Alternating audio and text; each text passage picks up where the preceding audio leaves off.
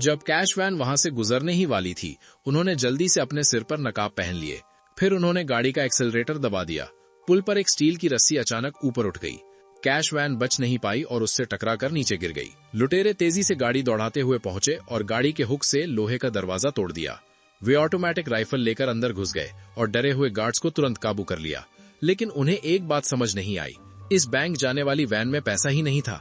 तभी एक लुटेरा पुल के नीचे गया और कवर हटाया। वहां बिल्कुल वैसी ही दूसरी कैश वैन छुपी हुई थी। फिर उन्होंने असली वैन का जीपीएस निकाल लिया। उन्हें 60 सेकंड के अंदर उसे दूसरी गाड़ी में लगाना था, वरना कंट्रोल रूम को पता चल जाता। सिस्टम चालू किया गया। फिर एक महिला लुटेरी ने जल्दी से यूनिफॉर्म पहनी, स्पोर्ट्स कार में बैठी और तेजी से निकल गई। नकली कैश वैन उसके पीछे चलने लगी। जब वे बैंक के पास पहुंचे तो वो गाड़ी मोड़कर पास के अंडरग्राउंड पार्किंग में चली गई, जबकि कैश वैन प्लान के अनुसार बैंक के वॉल्ट के सामने पहुंच गई। उन्होंने खिड़की से पास दिखाया। गार्ड ने बस एक नजर देखा और चला गया। थोड़ी देर बाद गार्ड वापस आया और उन्हें अंदर जाने दिया। वे आसानी से वॉल्ट के अंदर पहुंच गए। फिर उन्होंने दोबारा मास्क पहन लिए और अंदर के कर्मचारियों को काबू कर लिया। उन्होंने दरवाजे पर बम लगाया और खुद को छुपा लिया। अलार्म बजने लगा। एक लुटेरा अंदर गया और पैसे लूटने लगा। बाकी दो निगरानी करते रहे। कुछ ही देर में 3 बड़े बैग पैसे से भरकर बाहर फेंके गए। सबने एक एक बैग उठाया। फिर उन्होंने वैन में आग लगा दी और दूसरी दीवार पर बम लगा दिया। जैसे ही धमाका हुआ, वे गाड़ी में बैठकर तेजी से निकल गए। लोग हैरान होकर देखते रह गए। तभी अचानक कुछ नकाबपोश लोग आए और पार्किंग में सब पर हमला कर दिया। कुछ ही सेकंड में वहां मौजूद सभी लोग मारे गए। लुटेरों को इस बात का पता ही नहीं था और वे अपने प्लान के अनुसार आगे बढ़ते रहे। उन्होंने कपड़े बदले, गाड़ियां बदली और अलग अलग दिशा में निकल गए। उन्हें लगा अब वे आराम से जिंदगी जी पाएंगे, लेकिन असली मुसीबत अभी शुरू हुई थी। रात को जब वे भाग रहे थे, अचानक पुलिस उनकी गाड़ी के पीछे लग गई।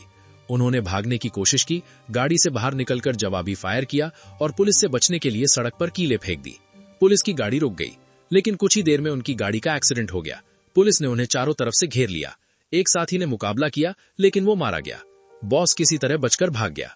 बाद में उसे पता चला कि इस केस का संबंध एक पुराने अपराधी गिरोह से है और पुलिस उन्हें पहले से ट्रैक कर रही थी। उसे समझ आया कि वो किसी बड़े जाल में फंस चुका है। वो अपनी पत्नी के साथ भागने का फैसला करता है, लेकिन उससे पहले ही पुलिस उसे फिर से घेर लेती है। क्या कर रहे हो?